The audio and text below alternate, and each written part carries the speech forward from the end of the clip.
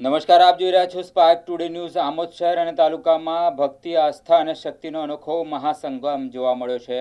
શ્રી માં ખોડલધામ ટ્રસ્ટ કાગવડના દશાબ્દી મહોત્સવના ઉપલક્ષમાં વાપીથી પ્રસ્થાન કરેલી પવિત્ર ખોડલધામ રથયાત્રા આમોદની પાવન ધરા પર પધારતા ભક્તોમાં ભારે ઉત્સાહ અને આનંદની લાગણી છવાઈ ગઈ હતી। રથયાત્રાએ આમોદમાં તાલુકાના વિવિધ ગામોમાં ભ્રમણ કરી ખોડલમાના આશીર્વાદનો સંદેશ જન જન સુધી પહોંચાડ્યો હતો। આજે આમોદનગરમાં મોટી સંખ્યામાં ઉપસ્થિત થયેલા નગરજનો, યુવાનો, મહિલાઓ તેમજ વડીલોએ ભાવપૂર્વક ખોડલમાના દર્શન કરી ધન્યતા અનુભવી હતી। જ્યારે સારીપોરમાં મહિલાઓ દ્વારા ગરબાની પણ રમઝટ જમાવવામાં આવી હતી। સમગ્ર નગરમાં ભક્તિમય માહોલ સર્જાયો હતો અને જય ખોડલના ગુંજતા નાદ સાથે યાત્રાનું ભવ્ય સ્વાગત કરવામાં આવ્યું હતું।